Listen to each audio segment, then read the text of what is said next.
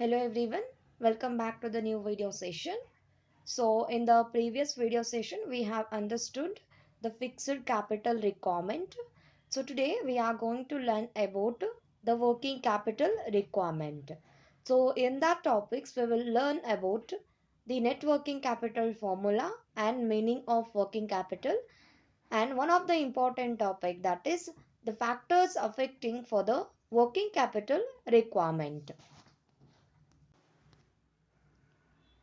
Apart from the investment in the fixed assets, every business organizations needs to invest in the current assets. So the assets has been classified into two segments, that is fixed assets and current assets. Whatever the fund has been invested on the fixed assets, that is called it as a fixed capital requirement. The money which is spent or invested on the current assets, those called it as a working capital. This investment facilitates the smooth day-to-day operations of the business. So basically working capital is deal with the fund which is required for the day-to-day transactions. For example, a current assets in order to their liquidity are cash in hand, cash at bank, marketable securities, bills receivable, debtors, finished goods in inventory, work in progress or work in progress process, raw material and prepaid expenses. So these are called it as a current assets which has a more liquidity, that you can convert these current assets into cash quickly and easy manner. These assets are noted earlier are expected to get converted into cash or cash equivalent within a period of 1 year. So as I already said, these current assets will be having a more liquidity where you can convert into cash easily within a 1 year. Current liabilities are those payments obligations which are due for the payment within a 1 year, such as bills payable, creditors outstanding expenses and advances received from the customers or consumers, etc. So these are called as a current assets which you have to pay within a 1 year, that cash payment of the company. So net working capital has been calculated by the following formula, that is net working capital equal to current assets minus current liability. Therefore, the net working capital may be defined as excess of current assets over current liabilities. Some factors affecting the working capital requirement, in that the first one, nature of business. The business, that the nature is affecting for the working capital requirement. The basic nature of business influence the amount of working capital requirement. For example, a trading company or trading organizations usually needs a smaller amount of working capital because there is usually no processing compared to the manufacturing organizations. So manufacturing organizations or business require a high working capital because the raw material needs to be converted into finished goods before any sales becomes possible. Similarly, for the service industries, which usually do not have to maintain a inventory, require that less working capital. So like trading companies and service companies require a low working capital requirement, but for the manufacturing industries or organizations require a high working capital because to run the or to convert the raw materials into finished goods, they require a some process. So there they have to spend too much of money, so for that reason they have to maintain a high working capital compared with these kinds of industries, that is trading and service. Next one, scale of operation.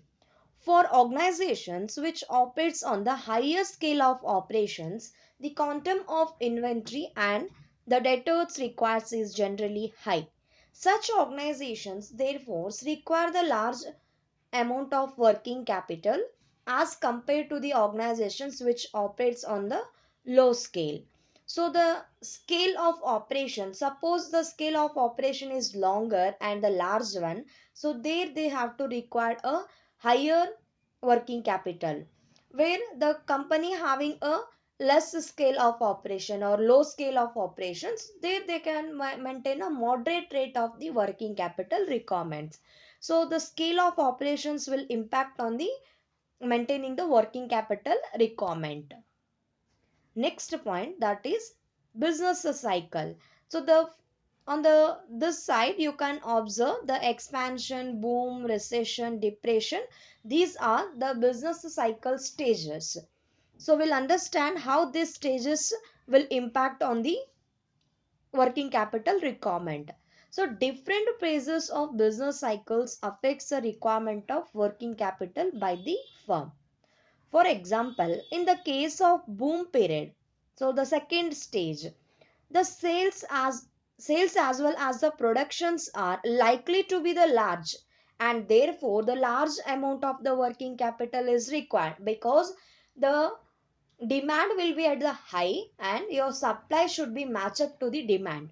So for that reason you have to maintain that, you have to manufacture the more product, so you have to invest on the production.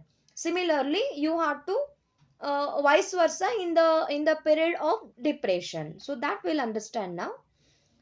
As against this, the requirement for the working capital will be lower during the period of depression at the sale, as well as the productions will be the small.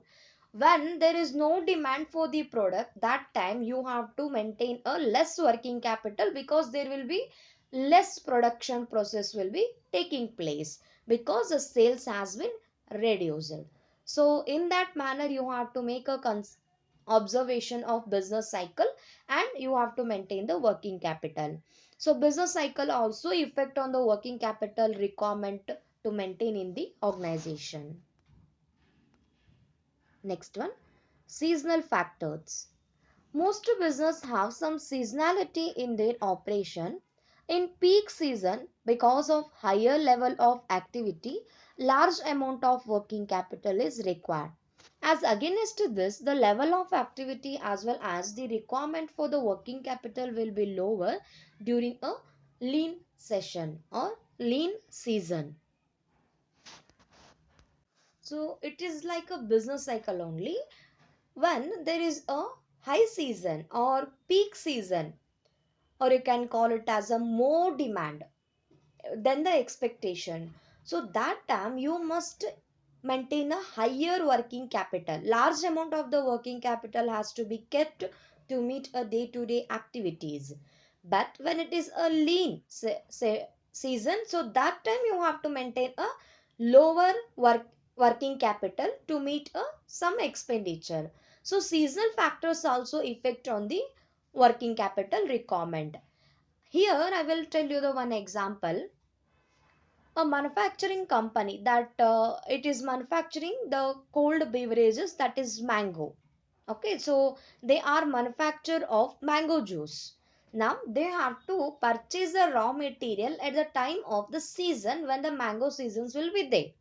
So they can maintain the high working capital to purchase those product and maintain the inventory for the whole year. So that time they require a higher working capital to maintain that one. When season is totally off, that they have to not maintain that much of stock because nobody will purchase. So during the off seasons, the demand for the product will be reduces. Next one, production cycle. The production cycle is the time span between the receipt of raw materials and their conversions into finished goods. Some businesses have a longer production cycles while some have the shorter one. So the production cycle, that whether long process or short process, so that will also affect for the working capital. So the production cycle or production process, call it as a that time span between the receipt of raw material and convert the raw material into finished product or finished goods, that process will be called it as a production cycle. So suppose the process is very long, so the organizations has to maintain a high working capital, and when it is a shorter one, it has to maintain a low working capital. So consequently, working capital requirement is high in the firms with a longer processing cycle, and the lower in the firm which a short processing cycle. Next one, credit allowed. So different firms allow a credit, different credit terms to their consumers or customers. So these depends upon the level of competition that the firms faces, as well as the credit worthiness of their clients. So here a liberal credit policy results in higher amount of debtors, increasing the requirements of the working capital. So here two policy will be there, means credit policy. One is a strict credit policy and another liberal credit policy. Strict credit policy will make the person to be punishable by putting the extra interest. So suddenly that creditor will pay the amount easy, means on the time. When it is a liberal credit policy, they will ignore, because whenever you are going to accept that amount whatever you given, so they will take a advantage of that liberal policy, credit policy. So that time the company has to maintain a high working capital to meet a day to day activities. Suppose a strict credit policy, that will affect on the business and they will pay on the time, so that time you can maintain a low working capital requirement. Next one, credit availed. Just as the firms allow the credit to its consumers, it also may get the credit from its suppliers. To the extent it avails the credit on purchase, the working capital required is reduced. So here same thing, suppose a supplier's credit policy is strict, so definitely you have to maintain a high working capital, because when money is not there, that time you can take a money from the working capital and pay to the particular suppliers. Suppose the suppliers are maintaining a liberal credit policy, so that time you need not to maintain a high working capital. So that time you can maintain the low working capital. Whenever you will be having the money, that time you can pay the amount to the suppliers. Next one, and the last one, it is growth prospect. If the growth potentials of the concern is perceived to the higher, it will require the large amount of working capital, so that it will be able to meet the higher production and sales targets whenever required. So here, suppose the company is having a growth prospect, they have to preserve to be the higher working capital to meet the demand of the consumers. So you cannot expect that when the demand of the product of your company will increase, so for that reason you have to maintain the higher working capital to meet the higher production and sales target whenever it is required. So immediately you will grow. Suppose if you don't have any growth prospect in your organization, so that time you need to maintain a lower working capital, because you need not to worry about what kind of the demand will be there, and and also you will be not worry about how to reach the target. So if the company doesn't have the target at all, so that time you have to maintain a low working capital compared with the targeted companies. So this is all about the working capital requirement factors. If you have any doubts, you can reach me by WhatsApp. Thank you.